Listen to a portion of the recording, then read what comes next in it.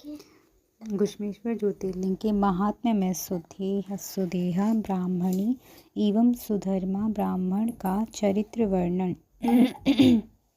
सूची बोले, हे मुनि श्रेष्ठों, इसके बाद घुश्मेश नामक ज्योतिर्लिंग कहा गया है उसका उत्तम महत्व सुनिए। दक्षिण दिशा में श्रेष्ठ देवगिरी नामक एक महान शोभा से युक्त पर्वत विराजमान है, जो देखने में विचित्र मालूम पड़ता है। उसी के समीप भारद्वाज के कुल में उत्पन्न महान वेदवेत्ता सुधर्मा नामक कोई ब्राह्मण रहता था। उसकी शिव धर्म परायण, पति सेवा में सदा तत्पर रहने वाली तथा गृह कार्यों में दक्ष सुदेहा नामक भार्या थी। श्रेष्ठ ब्राह्मण सुधर्मा भी देवता एवं अतिथि का पूजन करने वाला, वेद मार्ग के अनुसार आचरण करने वाला तथा अग्निहोत्र में नित्य तत्पर रहने वाला था। वह तीनों समय संध्योपासना करने वाला, सूर्य के समान तेजस्वी, शिष्यों को अध्यापन करने वाला, वेद शास्त्र का विद्वान, धनवान, श्रेष्ठ, दानी, सौजन्य गुण के युक्त, नित्य शिवकर्म करने वाला, शिव भक्त तथा शिव भक्तों को प्रिय था। इस प्रकार धर्माचरण करते हुए उस ब्राह्मण की बहुत सी आयु बीत गई, किंतु पुत्र उत्पन्न नहीं हुआ और उसकी स्त्री का ऋतुकाल भी निष्फल होता गया। तब भी तत्व की ज्ञाता उस ब्राह्मण को थोड़ा सा भी दुख नहीं हुआ। आत्मा ही अपना उद्धार करने वाला, वही अपने को पवित्र करने वाला भी है, ऐसा मन में विचार कर वह ब्राह्मण दुखित नहीं हुआ। किंतु सुदेहा को पुत्र उत्पन्न न होने का बहुत बड़ा दुख रहता था। वह सर्व विद्या विशारद अपने पति से पुत्र उत्पन्न करने के लिए प्रयत्न करने की नित्य प्रार्थना करती रहती थी। वह ब्राह्मण अपनी स्त्री को डांट कर कहता कि पुत्र क्या करेगा, कौन किसकी माता और कौन किसका पिता, कौन पुत्र और कौन भाई एवं कौन मित्र। हे देवी, तीनों लोगों में सभी निस्संदेह स्वार्थ का ही साधन करने वाले हैं। ऐसा तुम बुद्धि से विशेष रूप से समझो और चिंता मत करो। अतः हे देवी, तुम निश्चित रूप से दुख का त्याग करो और हे शुभव्रते, तुम मुझसे नित्य इसके लिए मत कहा करो।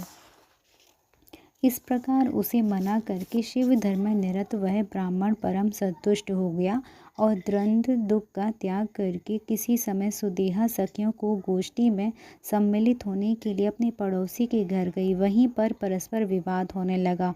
उन पड़ोसियों की स्त्री ने नारी स्वभाव के कारण उस ब्राह्मण पत्नी सुदेहा को धिक्कारते हुए बहुत कटु वचन कह दिए। पड़ोसी की पत्नी बोली, हे अपुत्रिणी, तुम किस बात का गर्व कर रही हो? मैं पुत्रवती हूँ।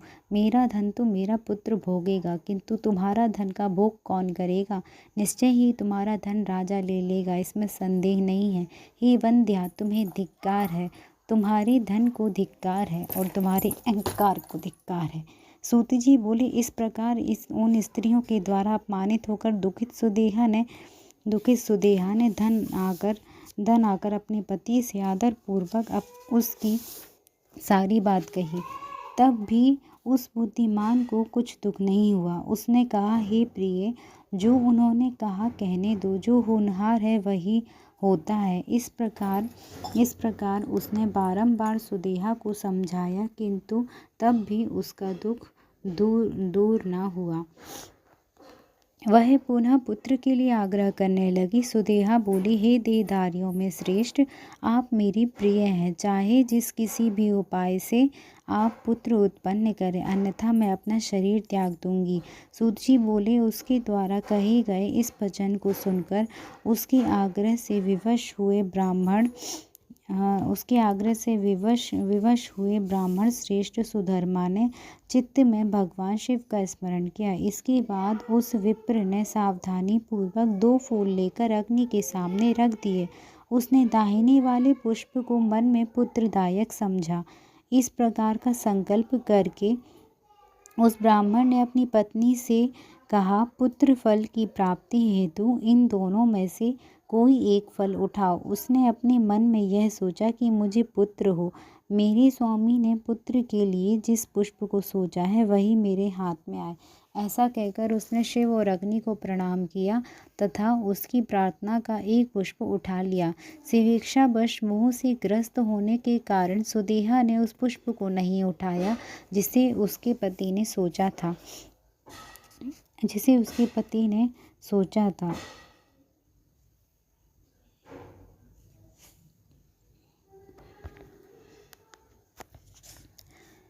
यह देखकर ब्राह्मण ने लंबी सांस ली और शिवजी के चरण कमल का स्मरण करके अपनी स्त्री से कहा। सुधर्मा बोला, हे प्रिय, ईश्वर ने जो रच दिया है वह अन्यथा कैसे हो सकता है। अब तुम पुत्र की आशा छोड़ो, शिव की परिचर्या करो। ऐसा कहकर उस ब्राह्मण ने स्वयं भी पुत्र की आशा त्याग दी और शिव ध्यान परायण होकर शिव धर्म कार्य में प्रवृत्त हो गया। परंतु उस सुदेहा ने आग्रह नहीं छोड़ा और पुत्र कामना से उसने सिर झुकाकर तथा हाथ जोड़कर प्रेम पूर्वक पति से कहा। सुदेहा बोले, हे स्वामिन, मुझसे पुत्र उत्पन्न नहीं होगा तो आप मेरे आग्रह से दूसरा विवाह कर लीजिए। उस स्त्री से आपको निश्चय ही पुत्र होगा, इसमें संशय नहीं है। सूत जी बोले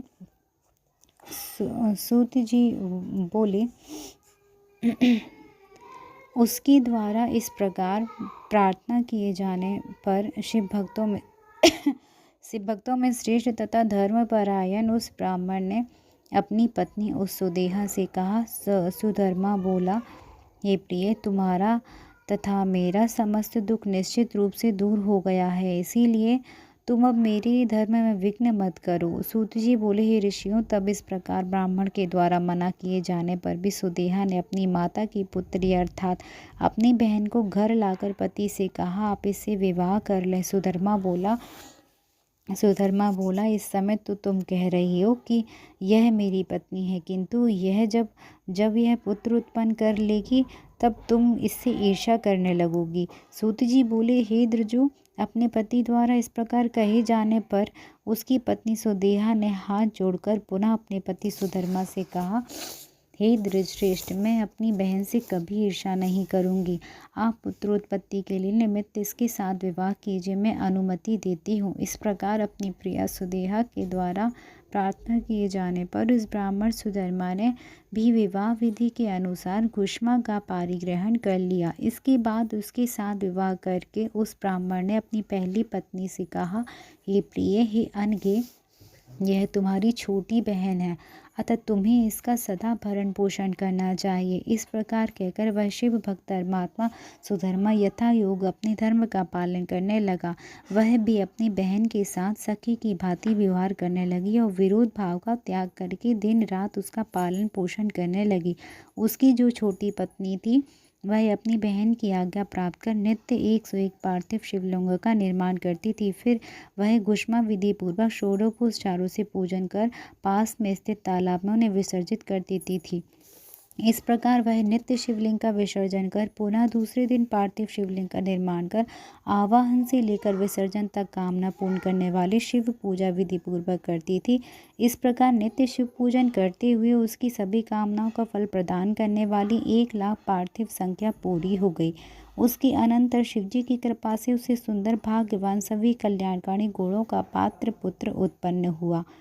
धर्मज्ञों में श्रेष्ठ वह विप्र सुधर्मा उस पुत्र को देखकर बहुत प्रसन्न हुआ और ज्ञान धर्म परायण तथा आसक्ति रहित होकर सुख का उपभोग करने लगा। उसके बाद वे सुदेहा उससे अत्यधिक ईर्ष्या करने लगी। पहले उसका जो हृदय शीतल था वही अब तलवार के समान हो गया। हे मुनिवरों, उसके बाद जो दुखदायी एवं निंदित कर्म हुआ उसे आप लोग सावधान मन से सुनिए। सूची बोले, अपनी छोटी बहन के पुत्र को देखकर बड़ी बहन दुखी हुई और वह उसके पुत्र सुख को सहन न करती हुई उससे विरोध करने लगी। सब लोग उस पुत्रवती को निरंतर प्रशंसा करते थे, किंतु सुदेहा को यह सब तथा शिशु का रूप आदि सहन नहीं होता था। माता पिता के अत्यंत प्रिय तथा सद्गुणों के पात्र उस पुत्र को देखकर उसका हृदय अग्नि के समान तप्त हो जाता था। इसी बीच कुछ विप्र कन्या देने के लिए आए और सुधर्मा ने विधि पूर्वक उस अपने पुत्र का विवाह वहीं संपन्न कर दिया। सुधर्मा अपनी छोटी स्त्री कुष्मा के साथ परम आनंद को प्राप्त हुआ और सभी संबंधी उस कुष्मा का सम्मान करने लगे। उसे देखकर सुदेहा मन ही मन जलने लगी और हाय, मैं मारी गई ऐसा कहती हुई बहुत दुखी हुई। सुधर्मा अपने विवाहित पुत्र और तथा पुत्रवधू को लेकर घर आकर अपनी दोनों स्त्रियों के साथ हर्षित हुए वो उत्साह प्रदर्शित करने लगा। इससे कुसुमा तो आनंदित हुई, पर सुदेहा दुखित हो गई। वह उस समय सुख को सहन न करती हुई दुखी वो पृथ्वी पर गिर पड़ी। तब कुसुमा ने कहा, ये पुत्र और पुत्रवधू तुम्हारे ही हैं, मेरे नहीं। पुत्र और वहू ये दोनों भी उसे अपनी माता और सास ही मानते थे।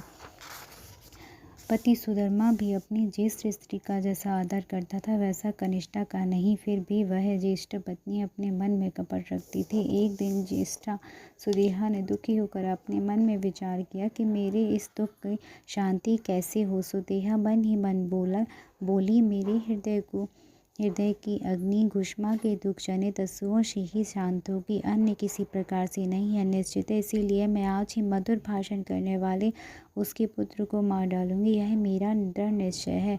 आज जो होनहार होगा वह तो होकर ही रहेगा। सूत जी बोले, हे ब्राह्मणों, कपटी मनुष्य को कर्तव्य अकर्तव्य का विचार नहीं रहता। कठोर सौतिया का प्रभाव अपना ही विनाश कर देता है। एक दिन सुधर्मा की ज्येष्ठ पत्नी ने छुरी लेकर रात में वधू के साथ सोए हुए पुत्र को खंड खंड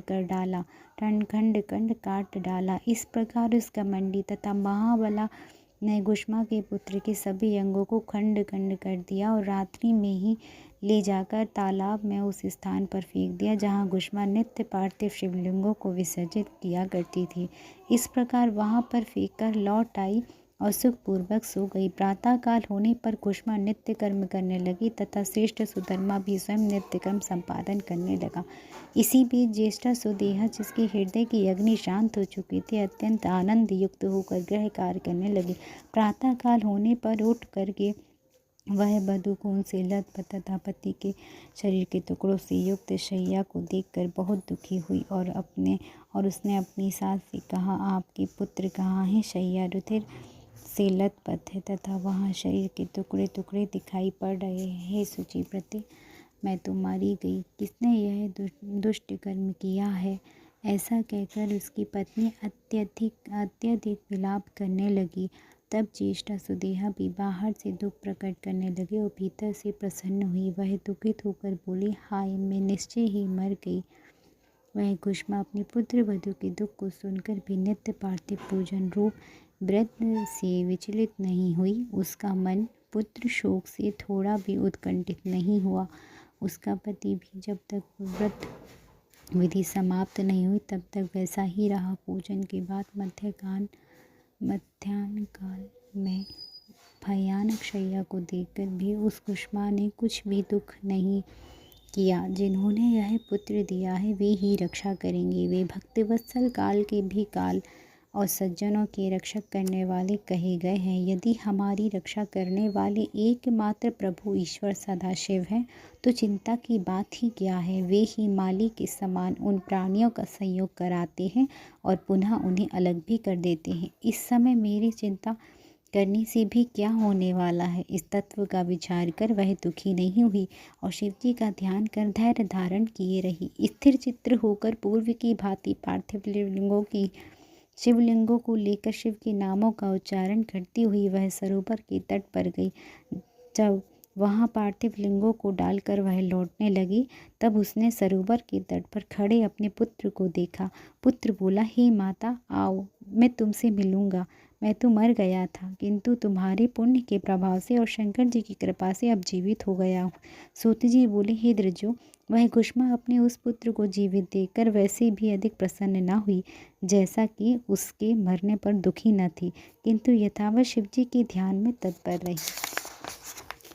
इसी समय वहाँ संतुष्ट हुए ज्योति स्वरूप सदाशिव शीघ्र प्रकट होगा और उससे कहने लगे। शिव जी बोले, हे वरानने, मैं प्रसन्न हूँ, तुम वर मांगो। उस दुष्ट ने इसे मारा था, उस दुष्टा ने इसे मारा था, अब मैं अपने त्रिशूल से उसे मारूंगा। सूत जी बोले, तब विनित हुई कुसुमा ने शिव जी को प्रणाम कर यह वर मांगा, हे नाथ, आप मेरी इस बहन सुदेहा की रक्षा कीजिए। शिव जी बोले, उसने तो अपकार किया है, फिर भी तुम उसका उपकार क्यों कर रही हो? दुष्ट कर्म करने वाली सुदेहा तो वध के योग्य है। कुसुमा बोली, हे प्रभु, आपकी दर्शन मात्र से पाप नहीं रह जाता है, इसीलिए आपका दर्शन करते ही उसके सभी पाप दूर हो गए। जो पुरुष अपकार करने वालों के प्रति अपकार करता है, उसकी दर्शन मात्र से ही पाप दूर भग जा जो पुरुष अपकार करने वालों के प्रति उपकार करता है, उसके दर्शन मात्र से ही पाप दूर भाग जाते हैं। हे देव, मैंने भगवान का ऐसा अद्भुत वाक्य सुना है, इसीलिए हे सदाशिव, जिसने जैसा किया है वह वैसा करे। सूत जी बोले, उसके द्वारा इस प्रकार कहे जाने पर भक्त वत्सल कृपा सिंधु महेश्वर अति प्रसन्न हो गए और उन्होंने पुनः कहा। शिवजी बोले, हे कुष्मे, अब तुम कोई अन्य वर मांगो, मैं दूंगा। मैं तुम्हारी भक्ति से तथा निर्विकार स्वभाव से अत्यंत प्रसन्न हूँ, इसीलिए तुम्हारा हित करना चाहता हूँ। सूत जी बोले, उसका वचन सुनकर उसने कहा, यदि आप मुझे वर देना चाहते हैं तो आप संसार की रक्षा के निमित्त मेरे नाम से यहीं पर स्थित हो जाइए।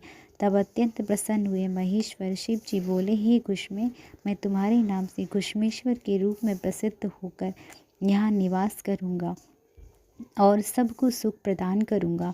यहाँ पर मेरा कुष्मेश्वर नामक शुभ ज्योतिर्लिंग प्रसिद्ध होगा और यह सरोवर सदा सभी लिंगों का निवास स्थान होगा। इसीलिए यह शिवालय नाम से तीनों लोकों में प्रसिद्ध होगा। यह सरोवर दर्शन मात्र से सदा सभी कामनाओं को पूर्ण करने वाला होगा। हे सुब्रते, तुम्हारे वंश में 101 पीढ़ी पर्यंत इसी प्रकार के श्रेष्ठ पुत्र उत्पन्न होते रहेंगे, इसमें संदेह नहीं है। वे सुंदर स्त्री वाले, महाधनी, दीर्घजीवी, मेधावी, विद्वान, उदार और भोग मोक्ष के फल को प्राप्त करने वाले होंगे।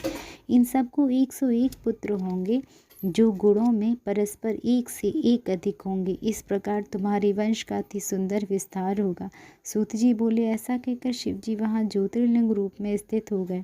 वे घुष्मेश्वर नाम से विख्यात हुए और वह सरोवर शिवालय नाम से विख्यात हुआ। उस समय वहाँ पर आए हुए सुधर्मा, सुदेहा और घुष्मा ने बड़ी शीघ्रता से शिव जी की 101 बार परिक्रमा की। शिव जी की पूजा करके परस्पर मिलन कर तथा अपने अंतःकरण का पाप दूर कर उन्होंने परम सुख प्राप्त किया। हे विप्रो, पुत्र को जीवित देखकर वह सुदेहा लज्जित हो गई और उसने उन दोनों से क्षमा मांगकर अपने पापों को दूर करने वाले व्रत का आचरण किया। हे मुनीश्वरों, इस प्रकार घुष्मेश्वर नामक यह लिंग उत्पन्न हुआ। उसका पूजन तथा दर्शन करने से सुख की सदा वृद्धि होती है। इस प्रकार मैंने आप लोगों से 12 ज्योतिर्लिंग का वर्णन किया, जो सभी कामनाओं को पूर्ण करने वाला और भोग तथा मोक्ष देने वाला है। जो इन ज्योतिर्लिंगों की कथाओं को पढ़ता और सुनता, वह सभी पापों से मुक्त हो जाता है और भोग तथा मोक्ष प्राप्त करता है। जय जय श्री शिव महापुराण। घुष्मेश्वर ज्योतिर्लिंग महात्म्य, 12 ज्योतिर्लिंग कथाओं की जय।